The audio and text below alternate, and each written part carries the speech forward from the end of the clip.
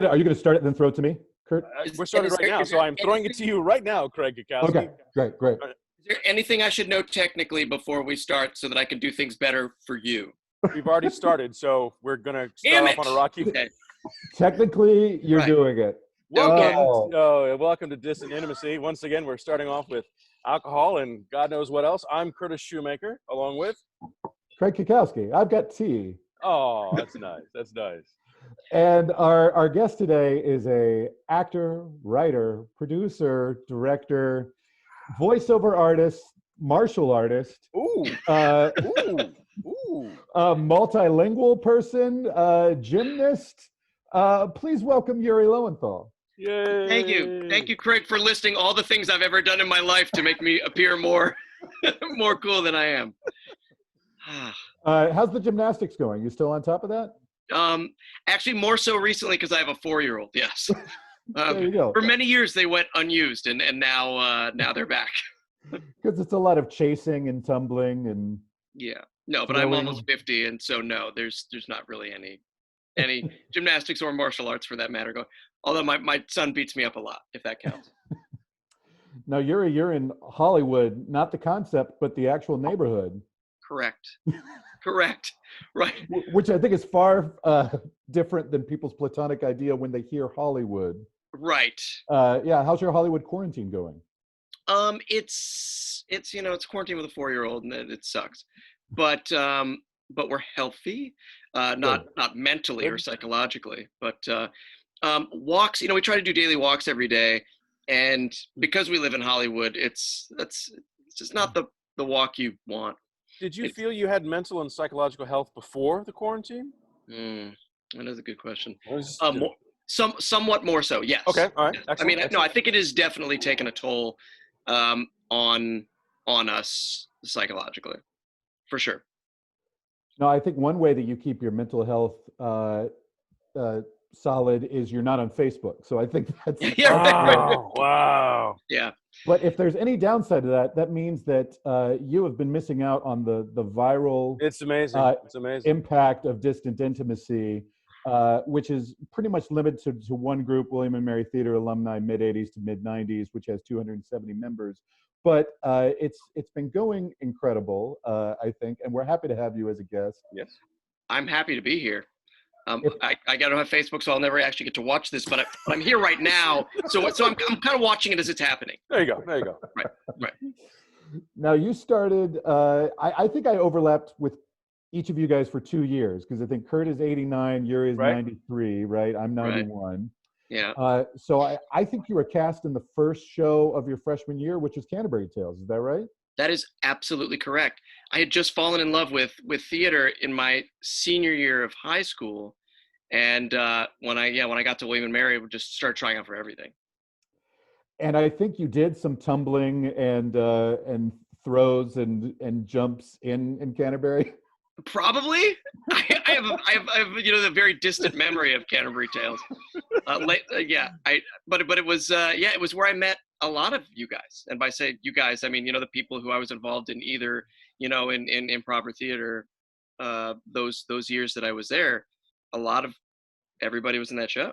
Were you in IT as well, or just William? I was in IT later. Okay. I was in IT later. Yeah. I think you were the kind of person, like, even as a freshman, you befriended everyone right away, and it felt like you had been there for forever right away. You just had that kind of personality where you made friends quickly. It is one of my superpowers for sure.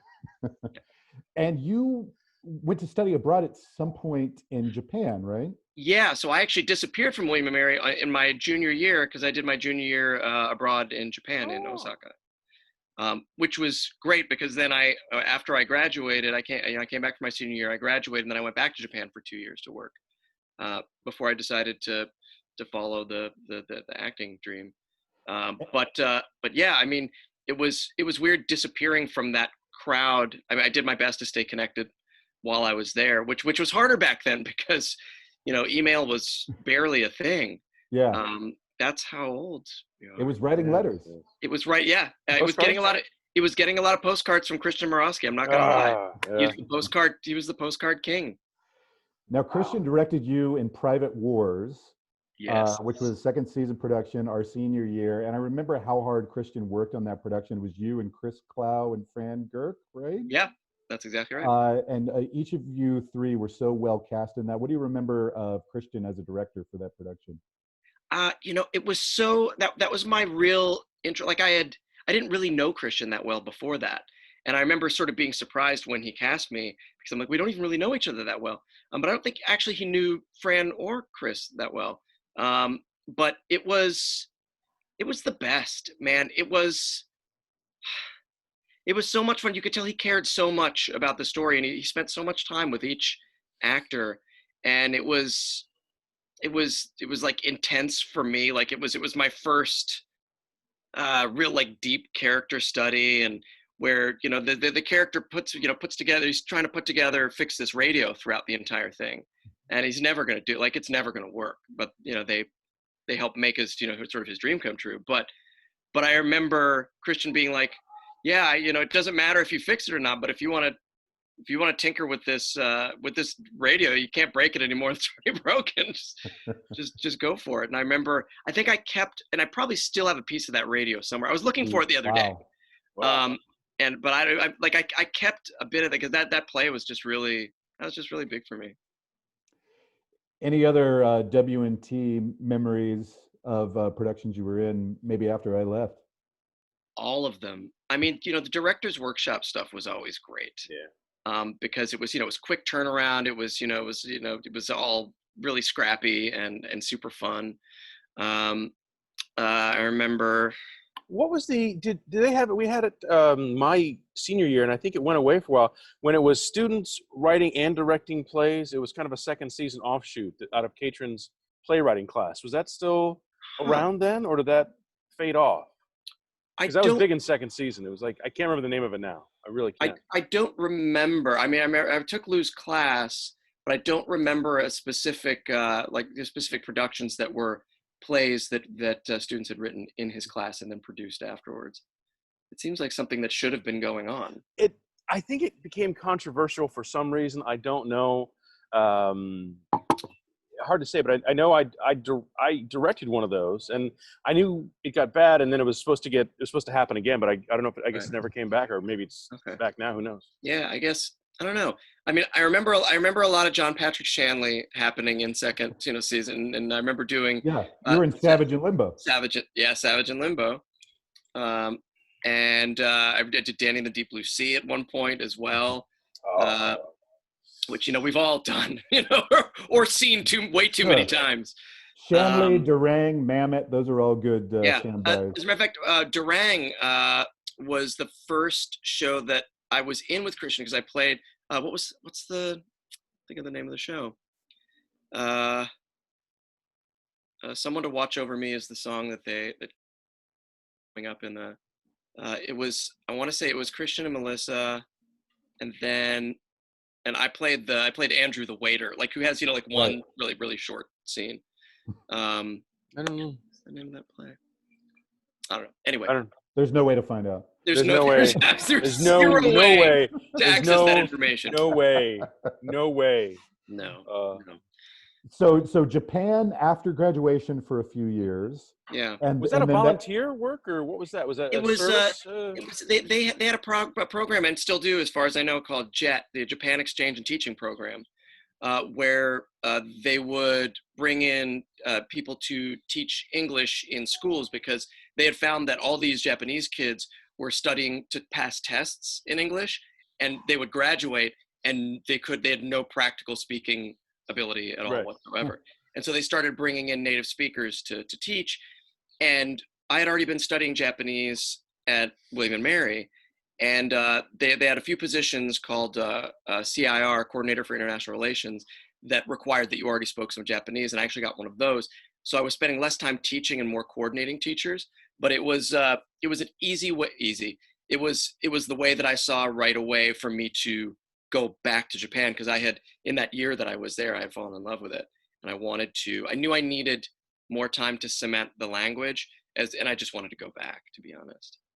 But it ended up being a very bureaucratic thing, and I had already fallen too deep in love with theater and acting, and after 2 years working in I mean, they still smoked in offices there. Like I was like choking through my days, and it was, I had to wear a tie and sit in front of a computer that was made in 1943, and so it was like it wasn't, and I realized I was spending all my free time away from the office doing theater with like Japanese companies and Australian companies, and making bullshit movies with my friends who were out there, because we had just gotten to that place where you could own a video camera without being a rich person.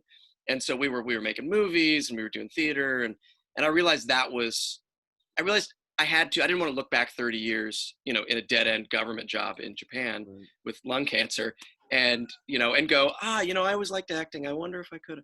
So I figured this government work will always be there. Right. And so I moved, I left that job knowing that I could probably come back and get that job again if I really wanted to. Were there ever any Godzilla moments or fantasies of walking through Tokyo and thinking and Yes. seeing and being like, this is, Godzilla land?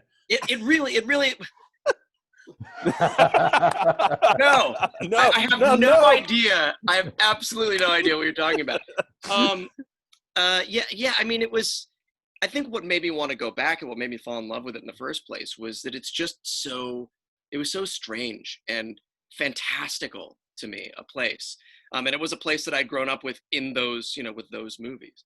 And so it was like every day was like another, adrenaline rush of, wow, this place is unlike any other place I've ever been in my life. What am I going to learn today? What's going to be new today? What's going to freak me out today? How am I going to embarrass myself today? And it, if I hadn't decided to come back and, to move to New York right after that, I don't know, I might still be there. I don't know. People burn out. I'm glad I left before I burned out, because I met a lot of Americans who were living there who definitely had been living there too long. And certainly your love for and familiarity with Japanese culture helped you prepare for a career in anime. Yeah, you're like, who knew? You know. Yeah. You have, would you like to hazard a guess of how many IMDb credits you have, Yuri? I looked recently. Yeah, it's pretty impressive.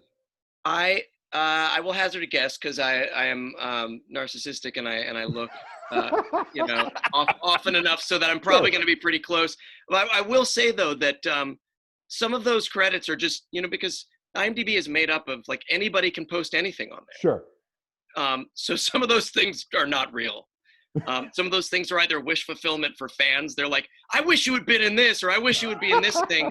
I'm going to make up a title and put you in it, And, yeah, that's the dangerous crowdsourced websites. Yeah. But I'd say it's probably about 700 credits. 724 is what I'm seeing on IMDb. 725. It just went up. 725. Right, as we were talking. It just, yeah. I just added he's got the blue turban, which was a short film that we made with. I literally hold on. I'm gonna just stay right there.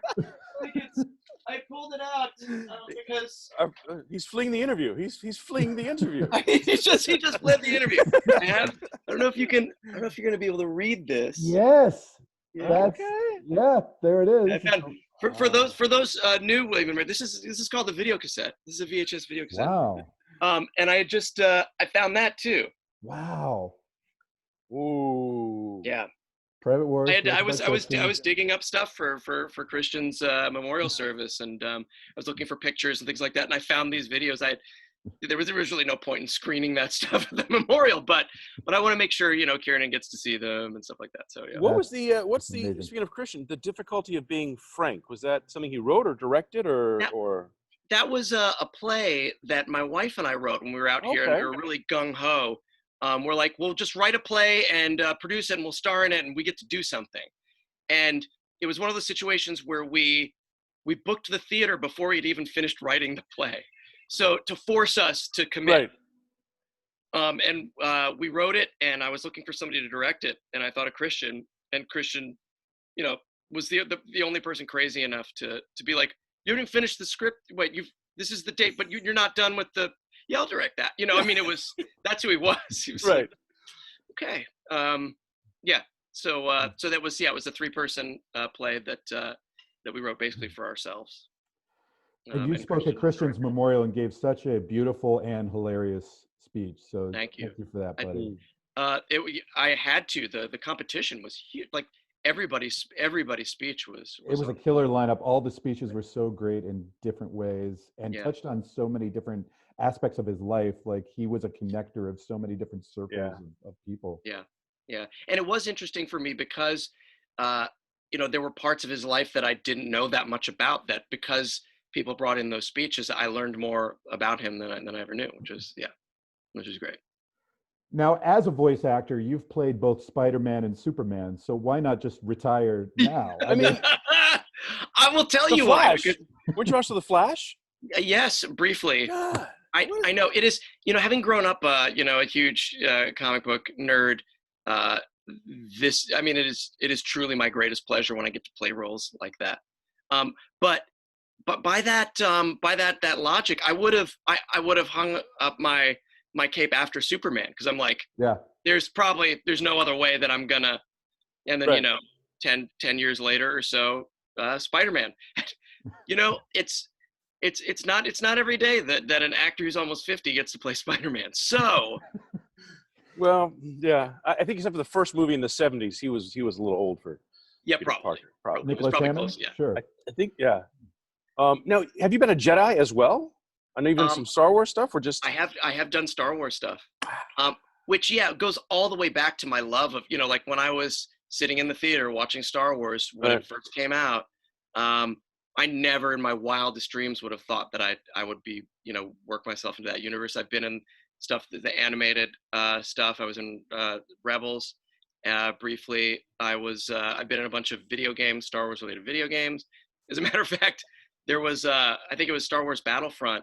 We were recording, the way we record these things, especially those like military type fighting type games. It's just this.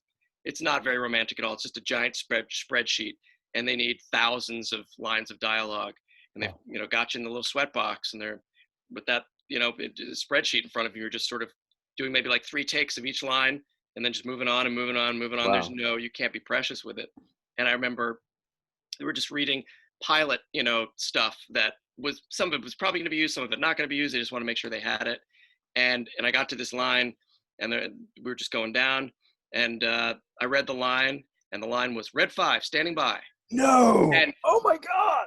And then there was a pause as like I started to cry, like I just started to spontaneously start weeping in the booth that was my job, and that I got to say that and to hear it out loud. Wow. The director was like, the director who was recording remotely, so they couldn't see. Right. They were like, "You can, that was good. You can move on." And I'm like, "Can we just do one? Could you just hold on for a second?" I consider myself so lucky. And then I've been part of the Loop group for the recent Star Wars, the newer Star Wars films. And while my contribution to that is so small, it was worth every little bit to go to the theater and see my name in Force Blue up in the credit, tiny little, in the credits at the very end, was worth everything. Wow. That's got to top having a son, I would think. Don't ever tell him that, but yeah. Okay. Thought so. I'll never let him get Facebook, so this is as good a secret for him. Yeah. Now, the byproduct of doing so many video games and animation is you get to go to a lot of Comic-Cons as well. So that's a whole other subculture that I imagine you've been a part of for years now. Do you get recognized on the floor, first of all? And what are some favorite Comic-Con memories? It's it's the only place I ever get recognized. People are like, that many credits on IMDb, you must not be able to go to a supermarket. I'm like, no, because nobody knows what I look like, just my voice. But yeah, that's the only place that I might get recognized. Yeah. Although I'll tell you, I had a bunch of cons booked for this year, and they're all gone now. Because nobody wants to go to a big sweaty place full of people, strangely enough. So do you sign autographs, or do you just like do voice recordings into their phone saying, as a voice actor for that? All of it. I mean, we'll sign autographs. We do panels, talking about, behind the scenes stuff and stories, and, just how to get into voice acting and that sort of thing for people who are interested. And yeah, we will occasionally, when people come in for autographs, they're like, "Hey, will you record, a message for my sister? Will you do my, my voicemail thing?" Speaking of getting into voice acting, you wrote a book, right? Yes. My wife and I, Tara and I, wrote a book, primarily because we had gotten to a certain point and people started reaching out to us. "Hey, I'm in high school and I'd like to be a voice actor someday. What can you recommend? And then we would type up these huge things and send them, and then they started to come a little more frequently, and we kept typing the same things up, and we started to get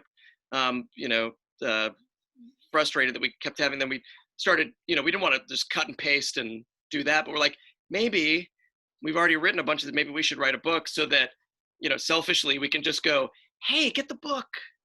And then, and then you don't have to, type a whole response. You can say, hey, there's a book out there. And so, so we wrote a book called Voiceover Voice Actor, What It's Like Behind the Mic. And we just did a second edition of that. Yeah, I saw that there's first edition was 2010, second edition is 2018. I imagine the technique doesn't change that much, but the technology changes exponentially it was one of the reasons, every day. Yeah, 1000%. It was one of the reasons we felt that if we were going to still ask people to, buy our book, that we should update it. And so, it's like, it's got a bunch more. And, we had, almost 10 more years under our belt at that point. But things have definitely changed. And I imagine that you and Tara have a home studio and Source Connect and everything, and you can stay employed during these challenging times. Thankfully, I've actually been surprised at how slowly they have been to pivot to people working at home, but it is starting to happen. And then an interesting thing happened there in that now we are not only required to be actors, but audio engineers and videographers sometimes if they want to shoot, video reference. And so now we're being asked to do all these other jobs, which, on one hand I can complain about, but on the other hand, if it means that I'm working where, so many of my friends are not, I'll learn those other jobs. Curtis, do you want to finish with your traditional question? Well, I do have the traditional question, but you also recently were talking about Dr. Palmer as well. Yes. Do you have a great Dr. Palmer memory or something to share about Richard? Only that I always thought that he hated me, but I think it was just because he was such a stoic guy generally. That's consistent with every other story. Yeah, he's like, like I was always in like in awe of him. Yeah, I mean, it was, I was always very, impressed with his knowledge and, his just, everything. But I always just assumed that he hated me and everything that I was doing was wrong. I don't know. It's a tough one. It's a tough one. Oh, well, Yuri, thank you for coming. As we've asked all of our guests on this wonderful show, you, the most acclaimed. I find that hard. I would argue that I'd say I'm pointing. I don't know where he is in your setup. Yeah. Oh, he's over there. Okay. There? Yeah. Okay. Right. Yeah. But you do have. I'm sure he gets stopped in supermarkets a lot more often than I do. Right, but you are our first person with a Wikipedia page, I believe. We don't. That's Craig's sister has one, but he does not. You, sir, have I have to start one myself. Yeah, I find with Thrilling Adventure being what it is, I find that hard to believe. but who knows? Who understands the internet, really? Not me. Not me.